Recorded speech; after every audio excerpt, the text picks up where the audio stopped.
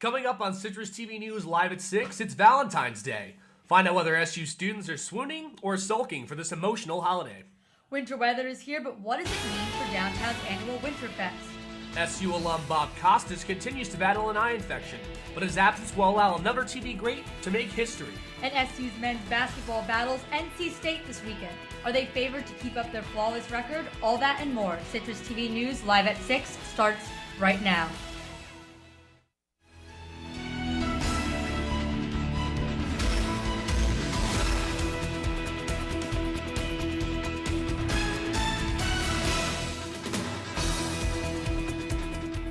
Winter Storm Pax has pushed 2 systems of snowy weather into the Northeast, canceling school and work for millions of people. I'm John Tummino. And I'm Amanda Harry. 49 of 50 states have snow on the ground, and Syracuse will be getting some more. That's our top story tonight.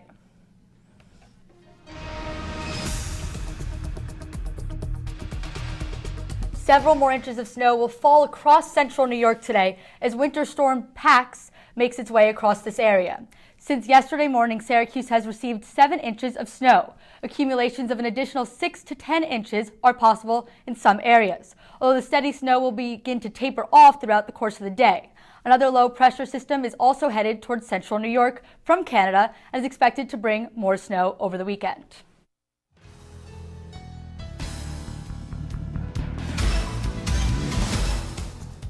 That extra snow should give you a little more reason to cuddle up with your Valentine this evening for the holiday. To get an idea of this year's Valentine's Day aura here on campus, Citrus TV's Molly Smith spoke to a few people in Shine, and the reactions to the holiday were across the board. Take a listen. What about Valentine's Day? Are you happy about the holiday? Not so much? I'm not overly fond of it. I mean, sure, there's a whole history with St. Valentine, and he was arrested, and he married people who were in love, but still... Eventually he died, so that's depressing. Love is in the air. Love is in the air. For both of you? Yeah. I'm always smiling because I always have women that are by my side for Valentine's Day, and it just makes me happy. So I'm just a smiling guy. That's it. Nobody needs a man to be happy. I mean, I don't have anyone, but I'm just smiling. Life is good, so I don't feel like you need someone on Valentine's Day to be happy. I'll probably be smiling just because I'm always smiling, and I love the women here. Got the most beautiful women on campus, and how can you not smile when you have beautiful women on Valentine's Day and every day? I am happy. I'm single, but I'm happy. Oh, it's a smile. Every day's Valentine's Day when you're married. Happy Valentine's Day. Bye. 1,000 couples from 28 different countries are expected to attend a special event with the Pope today as part of a Valentine's Day celebration. Pope Francis will host the event in St. Peter's Square, where couples will share their experiences alongside music and poetry. The event is meant to promote faith in the Catholic Church to a younger generation. It all started as a way for 3 Syracuse University sophomores to unite through a horrific experience they all shared in common. But since last November, the Girl Code movement has gained traction and attention in its campaign to stop sexual violence. Molly Smith sat down with the founders to talk about how far they've come. Hi, I'm here with the founders of the Girl Code movement, joined by Caroline Ayres, Julie Gelb, and Jacqueline Riley. Welcome, ladies. Hi, thanks for having us. So, Caroline, why don't you start us off and tell us what exactly is the Girl Code movement? Right, so the Girl Code movement is a college-focused anti-sexual assault organization that we aim to empower women and empower other students to become aware of this issue and to become active bystanders in certain situations. And Jackie, how did this organization come to be about? So it all started last semester. Caroline and I were having a conversation about our personal situations in my dorm room, and then all of a sudden we just kind of had this moment, this epiphany, where we're like, we have to do something. We can't just sit here and let it continue to happen if we continue to watch it. So that was the birth of the Girl Code movement. And so you two started it originally. Mm-hmm. How did Julie come to get involved? I just kind of jumped on in there. Jackie and I, we had Spanish last semester together, and I remember she confided in me about what had happened to her, and from there I just really wanted to get involved. I knew I had to be a part of it. And what kind of success has the Girl Code movement seen so far? We've definitely received a lot of positive feedback, especially on campus, within our sorority, within our families, and we've been really lucky enough to be featured on in the Daily Orange, on Juice and Java, Citrus's morning special. So we've gotten a lot of publicity too, and just recently we were published an article on BuzzFeed about us. So we're definitely picking up some speed, and we hope to hopefully continue that with the rest of the semester. So that's a lot of publicity. How does that translate to being aware on campus about the Girl Code movement? I think that all this publicity is really helping kind of start the conversation and be kind of a jumping off point for hosting these events that we want to hold on campus in the future. We're really looking forward to working with both on and off campus organizations. What kind of activities are you guys thinking about? Well, we plan on working with a lot of the sororities and other on-campus organizations. We're really interested in the Slut Walk that has been on many other campuses, Got Sent campaigns, and then we're hoping that when we become an organization, we get other people to join us, we'll kind of get other ideas from them about what exactly events to hold. So great. We're excited. Thanks so much. We're excited for you. That's all we have for now. I'm Molly Smith. The Girl Code movement isn't the only one trying to raise awareness about sexual assault. Tonight at Hendricks Chapel is sponsoring SU Rising. The event is in honor of those affected by sexual assault. Citrus TV's Caroline Strange is at Hendricks Chapel now. Caroline? Thank you, Amanda. I'm here in Hendricks Chapel, where behind these doors there is the candlelight vigil is about to start for SU Rising. The Rising campaign to raise awareness about sexual violence. The name 1 billion comes from a statistic of 1 in 3 women who will be sexually assaulted in their lifetime. Tula Goenka, the co-director of the Southeast Asia Center, was crucial in helping to put together this event. I spoke with her earlier this week.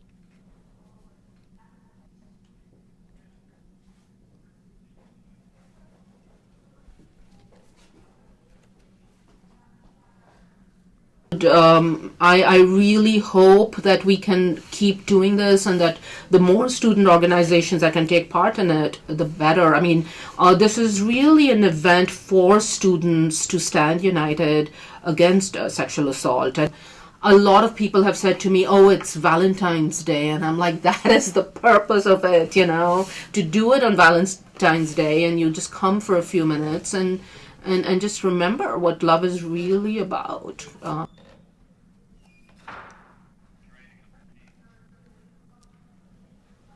Live from Hendricks Chapel, I'm Caroline Strange, CitrusTV. The Central New York Boat Show is back at the fairgrounds. We'll tell you what's new at the showcase this year. And is there more snow in store for Syracuse? Citrus TV's Leanne DeRosa has the word. Leanne?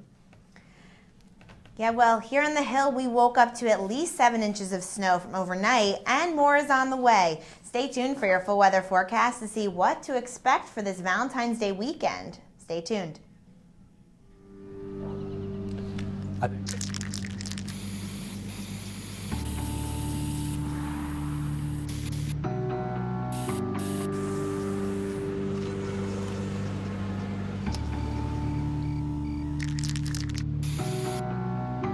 Turning a 20-foot wall into a canvas takes vision. So we're getting into college. I've got what it takes. So do you. How you doing? My name's Steve. My family's lived in this neighborhood for years. Recently, things got so tight, we had to go to our local food bank for help. I lost a lot of sleep worrying about what the neighbors might think. That is until I saw them there, too. How'd I do, Steve? A little stiff. You could have done a little better. What? Come on.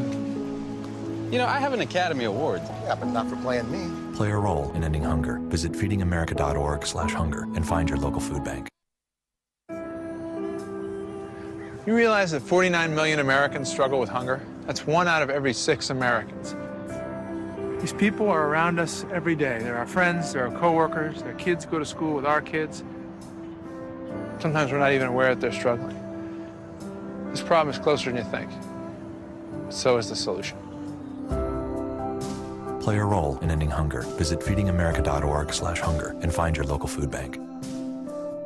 I think think someone at my friend's school has this thing called autism. My friend's brother's son has autism. My neighbor's son has autism. My son has autism. Autism is getting closer to home.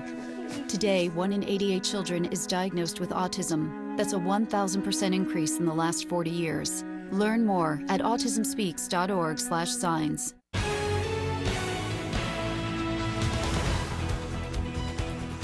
The frigid winter weather came just in time for the celebration of Winterfest.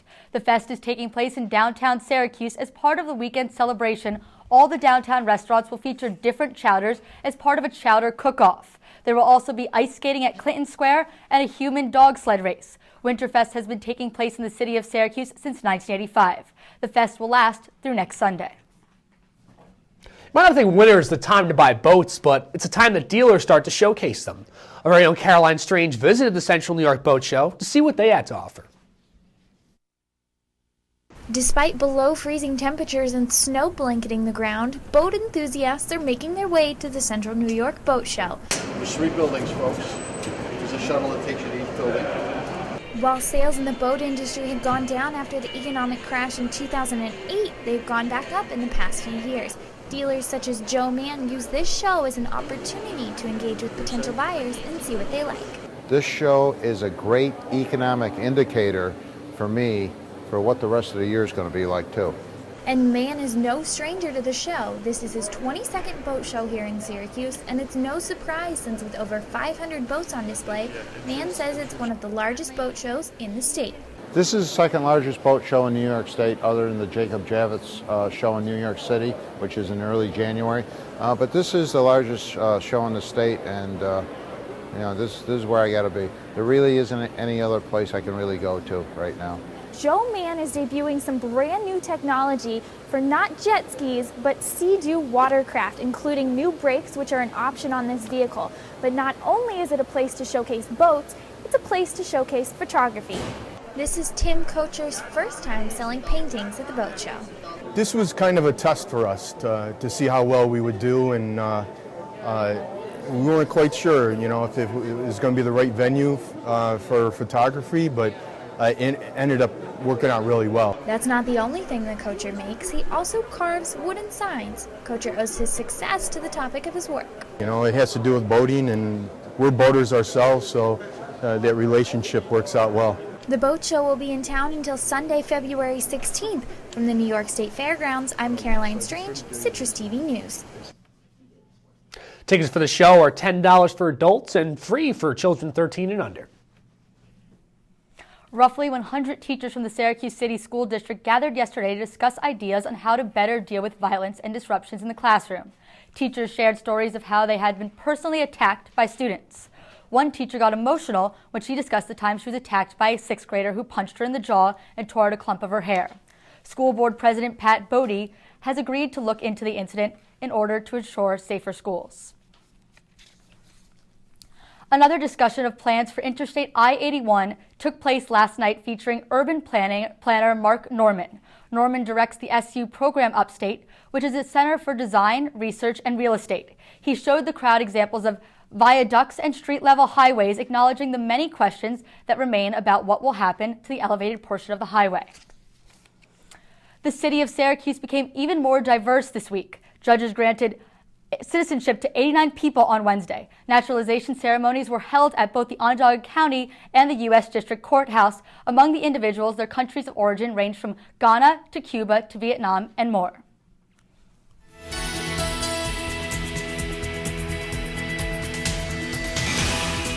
Snow has been falling on and off throughout the day, but what will we be seeing this weekend? Meteorologist Leanne DeRosa is here with your full weather forecast. Leanne, what are we seeing now? Well, Amanda, conditions are dry right now. You can see today we had some snow showers, and tonight we might have some snow showers, but they're going to be scattered throughout the evening, tapering off as we get closer to midnight. And then we have about a 60% chance of snow later on into tonight, and that will continue into tomorrow morning. 29 degrees high, so temperatures will be cold. Winds mild, 10 to 15 miles per hour, and that will make things feel a little bit chillier than you expect. The snow will start in the afternoon and increase over into tomorrow night. You can see that the whole East Coast, this is the 17th winter storm that the Weather Channel has named. Its name is Quintus, and it will be moving across the East Coast between now and Sunday, 3 to 5 inches down here more in the south. Blizzarding conditions up in Maine. Thankfully, that's going to miss us. You can see over the next 24 hours, we might get a few snow flurries up here in Syracuse, nothing too bad, and that will vary throughout the week. Moving on to our 5-day forecast, you can see that we have temperatures going up. We're even going to hit 40s by the end of the week. Snow will be on and off throughout the week, partly cloudy here and there, some sun here and there, which will be nice, and that will help warm things up. By Tuesday, temperatures will get so high that we'll see kind of a wintry mix between some rain and snow. So maybe that'll help the snow melt a little bit too, but again, we have so much snow, I don't think it's going to melt too soon. We know with all the snow this weekend, the game tomorrow, I got to walk from Harrison Street to the Dome. What should I be wearing tomorrow, Leanne? Well, bundle up. It will be cold, but we shouldn't see snow showers like we saw overnight, especially yesterday. That it's just going to be some flurries tomorrow, thankfully. Well, that's good news then. Thanks so much. Thank you, Leanne.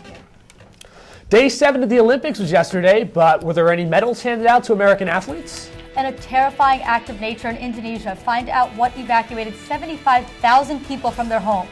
We'll be right back. The average text takes your eyes off the road for nearly 5 seconds. Stop the texts. Stop the wrecks. Visit us at stoptextstoprex.org.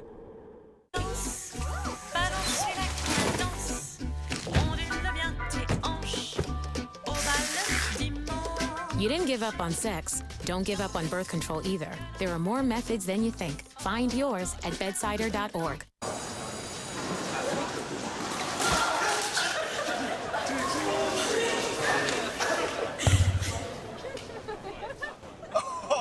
That's slow. Look, he's blushing. Seriously.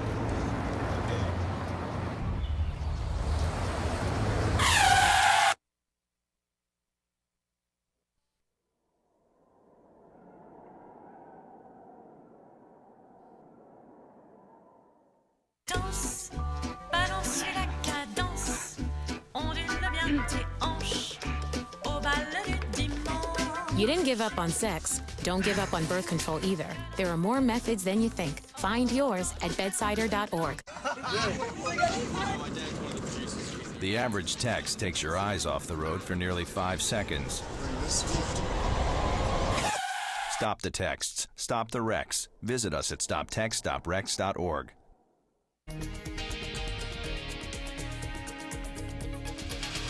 Equal marriage rights have spread to Virginia. A federal judge in the state has struck down the Commonwealth's 2006 ban identifying same-sex marriage as unconstitutional. The decision comes just weeks after Virginia's new leadership said it would not defend the ban.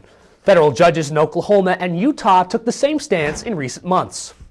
Kansas, however, taken the opposite stance on marriage rights. The Kansas Senate voted 72 to 49 to approve a bill protecting groups and individuals who discriminate against same-sex couples.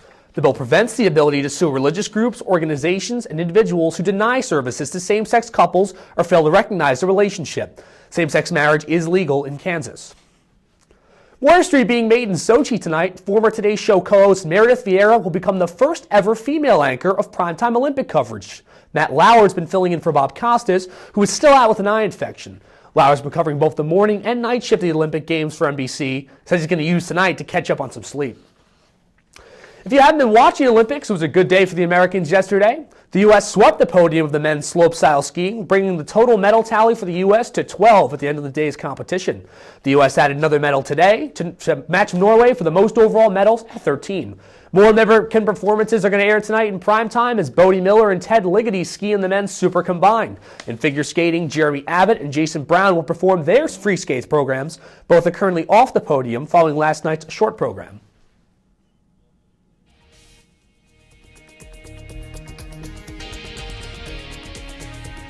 Staying in Sochi, Russian figure skating sensation Evgeny Plushenko has withdrawn from the Games. He was forced to leave the Olympics after attempting a quadruple jump during yesterday's warm-ups. Plushenko's injury doesn't really come as a surprise. He previously has had 12 surgeries, including 2 on his back. Plushenko's retirement announcement followed his withdrawal. And terror in Indonesia today. 3 people are dead after a volcano erupted last night. Over 75,000 people have also been evacuated within a 10-kilometer radius of Mount Kelad. The volcano has been spitting out ash for at least 2 days. It last erupted in 2007. And now here's Kevin Case with sports. Kevin? Well, coming up in sports, the men's basketball team welcomes the Wolfpack to the Dome. The ladies look to shut down the Seminoles. And we'll give you one reason to start your Saturday a little bit early. Don't change that channel.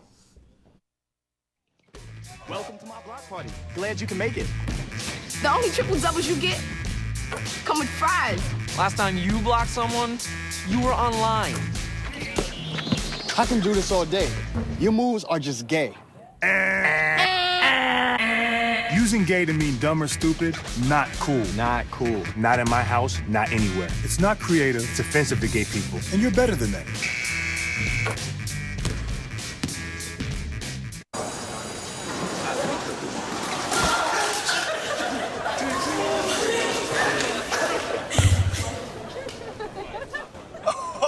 That's low. That's low and below. Look, he's blushing.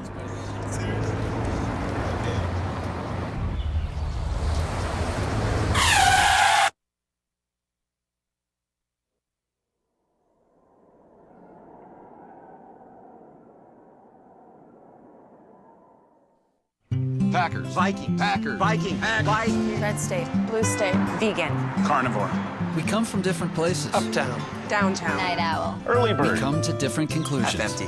half full. But when we live united, we create real, lasting change in the building blocks of life. The education, income, and health of our communities, Live. our families, United. even the person next to us. Live united. Real change won't happen without you.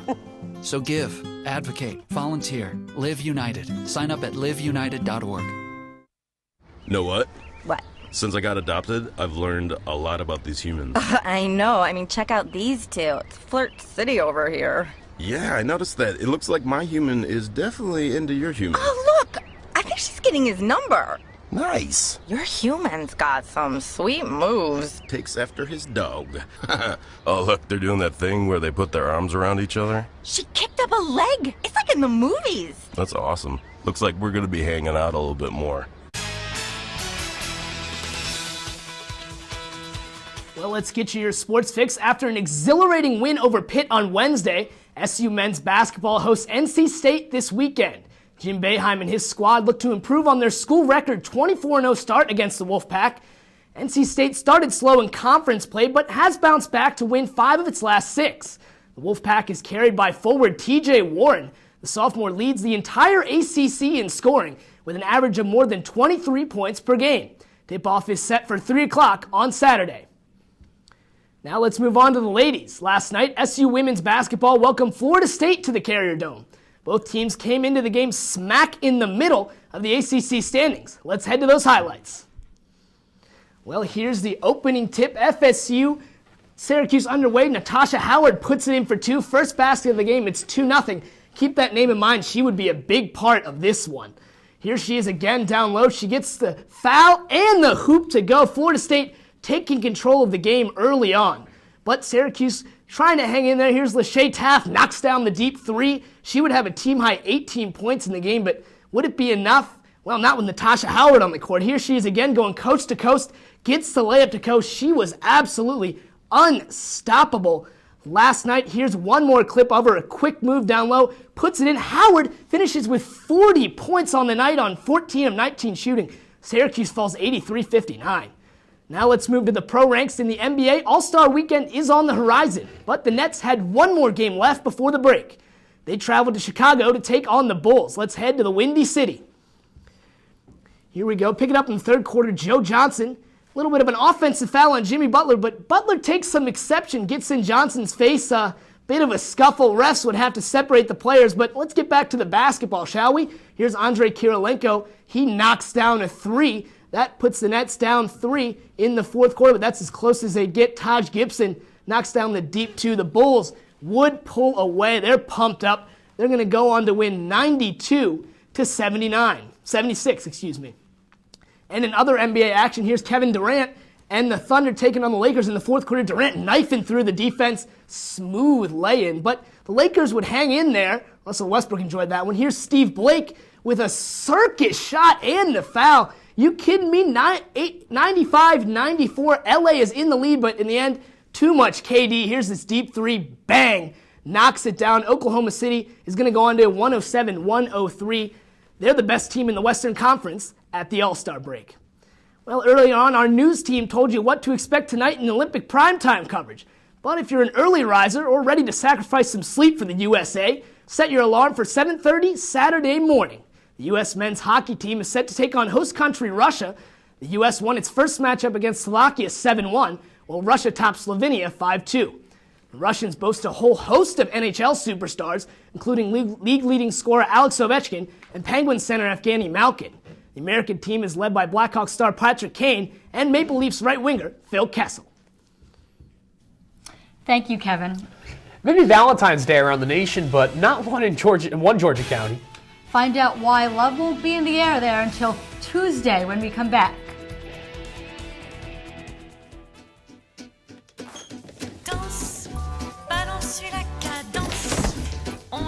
You didn't give up on sex. Don't give up on birth control either. There are more methods than you think. Find yours at bedsider.org.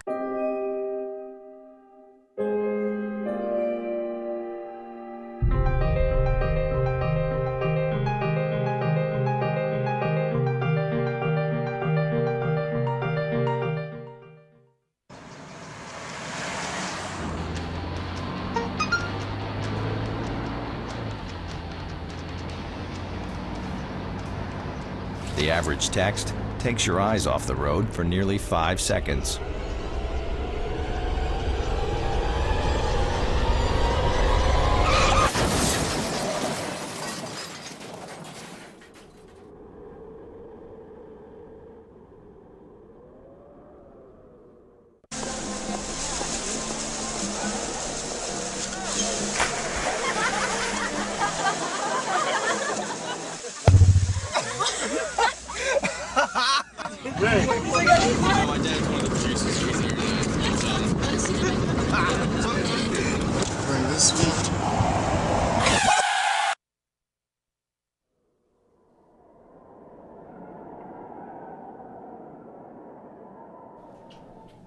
So, Leanne, what are we going to be seeing when we wake up tomorrow morning? Well, you might see some scattered snow flurries, but those will also come into play later on in the afternoon, but they might be left over from tonight, too. And moving on to Sunday, we have guys rush. People should be dressing up, bundling up for that one, too? Bundle up. The snow flurries will be continuing on into Sunday because they're starting later in the day on Saturday. Sounds great. Thanks so much. Thank you, Leanne. Well, it may be hard to believe not everyone's in a cheery Valentine's Day spirit like us. Yeah, you don't say, John. A Georgia sheriff canceled Valentine's Day. Canceled Valentine's Day? Yes, John, due to the weather. Georgia received inches of snow and ice this week, causing widespread power outages.